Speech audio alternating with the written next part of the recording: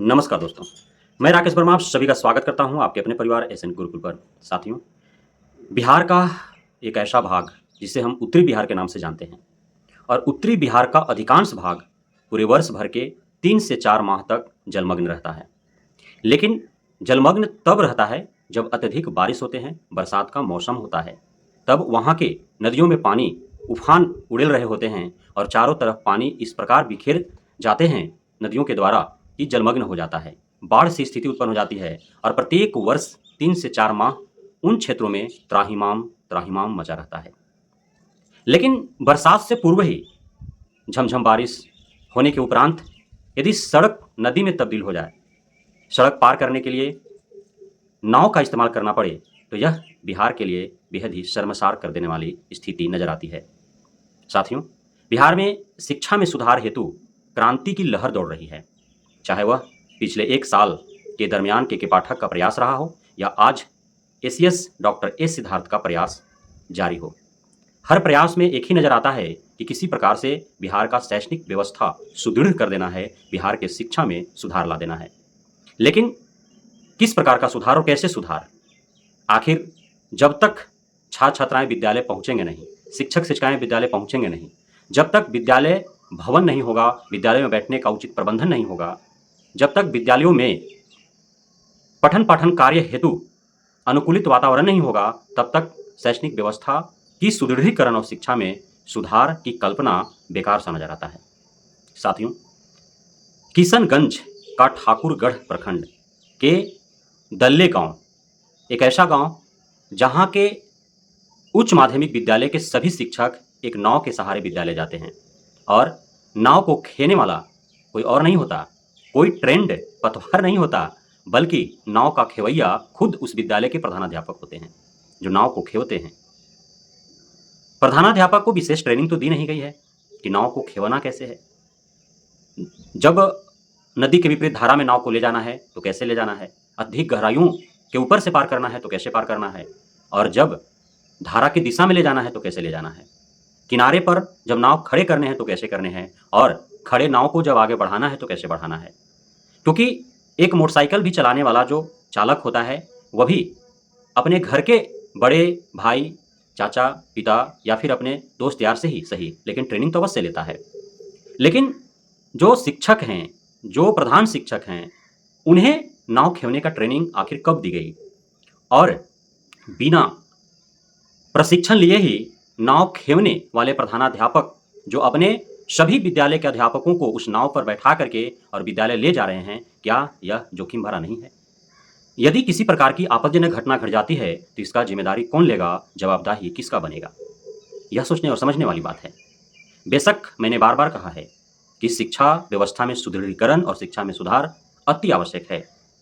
आप यदि किसी भी शिक्षक शिक्षिका से प्रतिकूल परिस्थिति में कार्य ले रहे हैं, आप छात्र छात्राओं को प्रतिकूल परिस्थिति में पढ़ने के लिए बाध्य कर रहे हैं, तो उस हेतु उस प्रतिकूल परिस्थिति में उत्पन्न होने वाले प्रत्येक समस्याओं और कठिनाइयों से जूझने का उन्हें बेशक ट्रेनिंग भी देना अनिवार्य है और आपके लिए यह बाध्यता होता है कि आप उन्हें ट्रेनिंग दें। आप अन्य विभागों में जो भी प्रतिकूल परिस्थिति में काम करने वाले होते हैं, उनसे जूझने के लिए उन्हें आप विशेष ट्रेनिंग देते हैं, चाहे वो अग्निशामक हो, चाहे वो ट्रैफिक पुलिस हो, चाहे वो पुलिस कांस्टेबल हो, दरोगा हो, चाहे हमारे फौजी भाई बंधु हों। सभी को ट्रेंड किया जाता है कि आप किस प्रकार अपने ऊपर आने वाले परेशानियों और कठिनाइयों से जूझ सकते हैं, कैसे आपको जूझना है, कैसे आपको प्रतिकूल परिस्थिति हालात को आपको हैंडल करना है। लेकिन शिक्षकों को सिर्फ पढ़ने पढ़ाने के सिवा और कोई ट्रेनिंग नहीं दी जाती है। वो डीएलएड करते हैं, बीएड करते हैं, उसके बाद वो एग्जाम क्वालिफाई करते हैं, शिक्षक बनते हैं। शिक्षक बनने के उपरांत आप बीच बीच में ट्रेनिंग उन्हें देते हैं, लेकिन ट्रेनिंग किन बातों का देते हैं? आप उनको ट्रेनिंग कभी नहीं देते हैं कि यदि बाढ़ आ जाए तो फिर आपको क्या करना है, भूकंप आ जाए तो आपको क्या करना है, आंधी तूफान आ जाए तो आपको क्या करना है, विद्यालय भवन में यदि आग लग जाए तो आपको क्या करना है, किसी बच्चा को या किसी सहयोगी शिक्षक यदि अचानक से बीमार पड़ जाए तो उस आपातकाल स्थिति को आपको हैंडल कैसे करना है। यहाँ तक कि नॉर्मल जो बीमारियाँ होती हैं विद्यालयों में, किसी को पेट दर्द, किसी को माथा दर्द, किसी को बुखार अचानक आ जाता है, किसी को उल्टी दस्त होने लगता है, किसी को ब्लीडिंग होने लगता है नाक से, या फिर जो महिला हैं, हमारी माताएं बहनें जो शिक्षिका के रूप में कार्यरत है, उनके साथ जो है अत्यधिक समस्याएं उत्पन्न होती हैं। तो इससे निपटने के लिए भी जो है सरकार की तरफ से कोई शिक्षक शिक्षिकाओं को ट्रेनिंग नहीं दी जाती है, जबकि विषम परिस्थिति में विद्यालय जाने के लिए वो विवश हैं। यदि वे नहीं जाते हैं तो उनकी नौकरी चली जाएगी। तो यह जो किशनगंज का दृश्य जो सामने आ रहा है, जिस पर सभी शिक्षक जो है वो नाव पर खड़े हैं, उसमें से एक शिक्षक वीडियो बना करके अपने हालात को बयां कर रहे हैं और वे दिखा रहे हैं इशारा करके कि व्हाइट शर्ट और हाफ पैंट में जो आपको दिख रहे हैं वे कोई नाव खेवने वाले प्रशिक्षित कोई पतवार नहीं है, बल्कि वे क्या हैं, हमारे विद्यालय के प्रधानाध्यापक हैं, जो अपने कंधे पर जिम्मेदारी ली है कि हमें अपने विद्यालय के सभी शिक्षकों को ससमय विद्यालय पहुंचाना है, क्योंकि शिक्षा विभाग का यह आदेश है। अब आप सोचिए कि पिछले 18 वर्षों से बिहार में एनडीए की सरकार है, पिछले 10 वर्षों से केंद्र में एनडीए की सरकार है, लेकिन इन्होंने अब तक कोई ठोस प्रयास नहीं किया कि उत्तरी बिहार में प्रत्येक वर्ष त्राही लाने वाले उस बाढ़ पर काबू कैसे पाया जाए। यदि बिहार सरकार और केंद्र सरकार चाह जाए तो नेपाल सरकार से बात कर इसकी उचित प्रबंधन किया जा सकता है।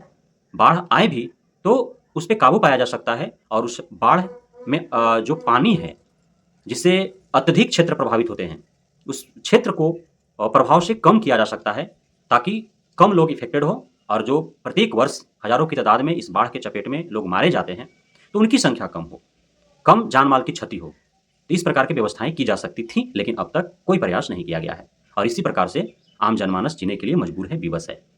कई ऐसे जिले हैं बिहार के जो प्रभावित होते हैं। अब बरसात आने वाला है, मानसून का आगमन होगा और उसके बाद आप देखेंगे किस प्रकार से पूरा बाढ़ से ग्रस्त हो जाएगा हमारा आधा बिहार और हमारा बिहार के आधी जनसंख्या ग्रसित हो जाएगी। किस प्रकार से किसी का बच्चा, किसी का आश्रय, किसी का बुढ़ापा का सहारा आपको छीनते हुए दिखेंगे। तो बाढ़ के समय तो कुछ हैं समाजसेवी प्रवृत्ति के लोग जो बाढ़ से ग्रसित लोगों का सेवा में तत्पर रहते हैं, लेकिन बाढ़ समाप्त होने के उपरांत कोई नजर नहीं आता है कि उसके लिए कोई ठोस कदम उठाया जाए।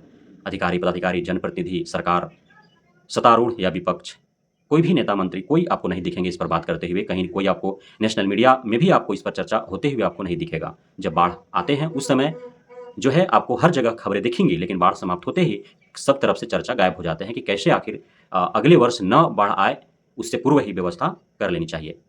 क्योंकि आपदा के प्रबंधन की 3 चरण होते हैं: आपदा पूर्व प्रबंधन, आपदा के समय प्रबंधन और आपदा के बाद प्रबंधन। तो सिर्फ यहाँ आपदा के समय ही प्रबंधन होता है, आपदा के पूर्व भी नहीं, आपदा के बाद भी नहीं। तो जिसका खमियाजा प्रत्येक वर्ष बिहार वासियों को भुगतना पड़ता है। अब यह सिर्फ किशनगंज ही नहीं, किशनगंज जैसे 1 दर्जन से अत्यधिक जिला हैं जो प्रभावित होते हैं और आने वाले जो मौसम है बरसात, उसमें आपको देखने को मिलेगा किस प्रकार से छात्र छात्राएं, शिक्षक शिक्षिकाएं विद्यालय पहुंचते हैं या फिर विद्यालय 3 महीना 4 महीना तक बंद हो रहते हैं।